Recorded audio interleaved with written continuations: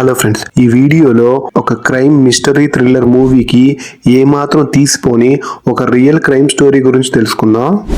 ఢిల్లీలో దేవేంద్ర మోహన్ అనే ఒక పెద్ద బిజినెస్ మ్యాన్ ఉన్నాడు. ఈయన వైఫ్ అనితాదేవి. వీళ్ళకి ఇద్దరు పిల్లలు ఉన్నారు. పెద్ద అమ్మాయి పేరు దివ్య 35 సంవత్సరాలు, రెండో అమ్మాయి పేరు ప్రియాంక 28 సంవత్సరాలు. పెద్దమ్మాయి అయిన ప్రియాంకకి 2009లో వరుణ్ అరోరా అనే ఒక బిజినెస్ మ్యాన్ కి ఇచ్చి పెళ్లి చేశారు. ఈ అమ్మాయి వాళ్ళ అత్తోరింట్లో ఉంటుంది. రెండో అమ్మాయి ఇంగ్లాండ్ లో చదువుకుని వెకేషన్స్ కోసం వీళ్ళ ఇంటికి వచ్చి ఉంటుంది.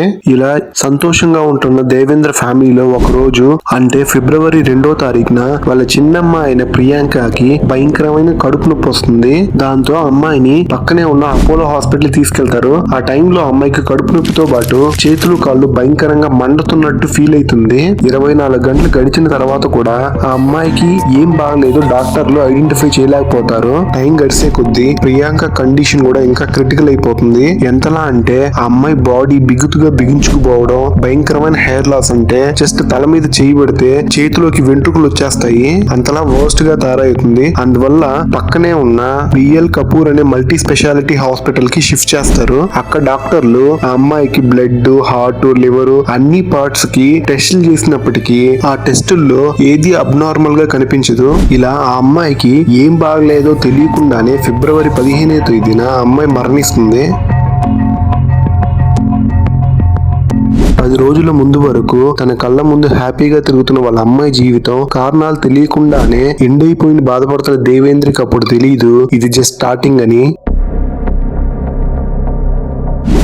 దేవేంద్ర ఫ్యామిలీకి తర్వాత ఏమైంది, ఆ killer Osama bin Laden Putin నుంచి ఎలా ఇన్స్పైర్ అయ్యి ఈ మర్డర్లు చేశాడు అన్న ఫుల్ డీటెయిల్స్ ని ఈ వీడియోలో తెలుసుకుందాం. 2 వీడియోలోకి వెళ్దాం.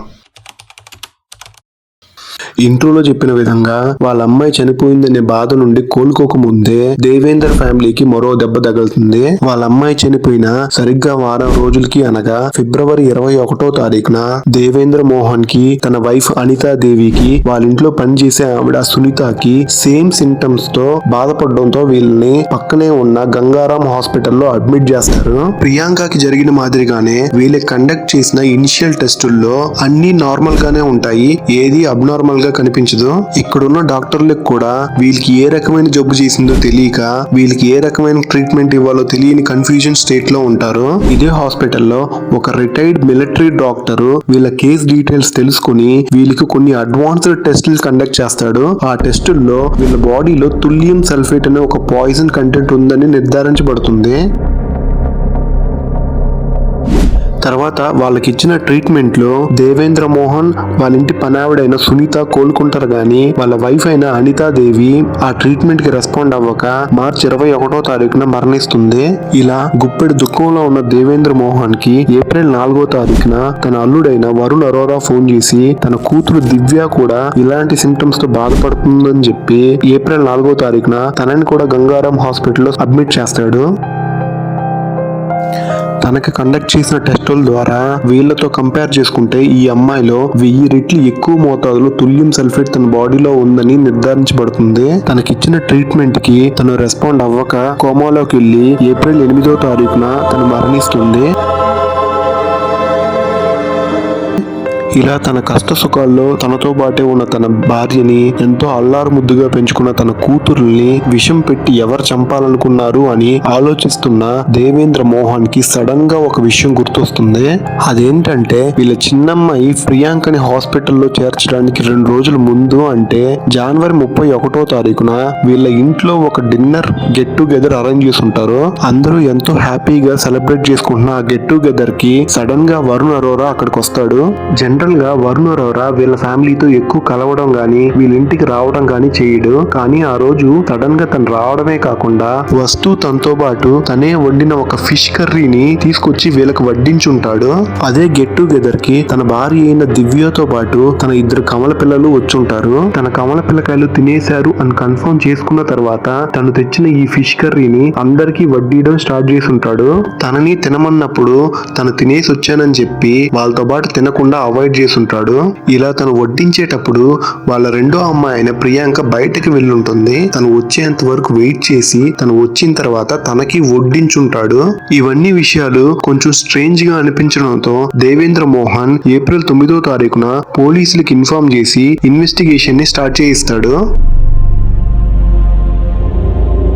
ఏప్రిల్ 9వ తారీఖున ఇన్వెస్టిగేషన్ స్టార్ట్ చేసిన పోలీసులు వరుణ్ అరోరా యొక్క ల్యాప్టాప్ ఫోన్ ని హ్యాండ్ ఓవర్ చేసుకొని ఫోరెన్సిక్ డిపార్ట్మెంట్ సాయంతో దాన్ని వెరిఫై చేయిస్తారు. ఫోరెన్సిక్ డిపార్ట్మెంట్ తను డిలీట్ చేసిన గూగుల్ హిస్టరీని రిట్రీవ్ చేస్తే దాంట్లో స్లో పాయిజన్ ఎలా పనిచేస్తుంది, థల్లియం సల్ఫేట్ ని ఎక్కడ కొనొచ్చు, థల్లియం సల్ఫేట్ యొక్క సిమ్టమ్స్ ఏమిటి అన్న గూగుల్ హిస్టరీతో తనే దొంగ అని చెప్పి వాళ్ళ ఇంటిని సెర్చ్ చేసినప్పుడు థల్లియం సల్ఫేట్ కి సంబంధించిన కొన్ని ఆధారాలు వాళ్ళ ఇంట్లో దొరుకుతాయి. దీంతో పోలీసులు వరుణ్ అరోరాని గట్టిగా విచారించడంతో తను ఒప్పుకుంటాడు తనే చేశానని.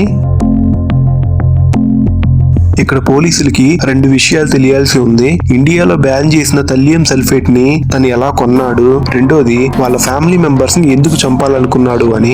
తన మెయిల్ ఐడిని చెక్ చేసినప్పుడు తనకు ఒక ప్యాకేజ్ డెలివరీ అయినట్టు ఒక మెసేజ్ ఉంది. ఆ మెయిల్ లో ఇచ్చిన డీటెయిల్స్ ప్రకారం ఆ డెలివరీ అడ్రస్ హర్యానాలో నెలల తరబడి మూసున్న ఒక షాప్. ఆ షాప్ కి చుట్టుపక్కల ఉన్న సీసీటీవీని పరిశీలించినప్పుడు ఆ డెలివరీని ఒక వ్యక్తి తీసుకున్నాడు, కానీ ఆ వ్యక్తి క్యాప్ పెట్టుకున్నాడు, కళ్ళద్దాలు పెట్టుకున్నాడు, నోటికి మాస్క్ వేసుకున్నాడు. అంటే ఎట్టి పరిస్థితుల్లోనూ తన ఫేస్ ఏ ఒక్క కెమెరాలో రికార్డ్ అవ్వకూడదు అని జాగ్రత్తలు తీసుకున్నాడు. కానీ తను డెలివరీ తీసుకున్నందుకు సిగ్నేచర్ చేసుంటాడు కదా, ఆ సిగ్నేచర్ ని హ్యాండ్ రైటింగ్ అనలిస్ట్ల ద్వారా ఆ ప్యాకేజ్ తీసుకుంది వరుణ్ అరోరా అని కన్ఫర్మ్ చేయబడుతుంది.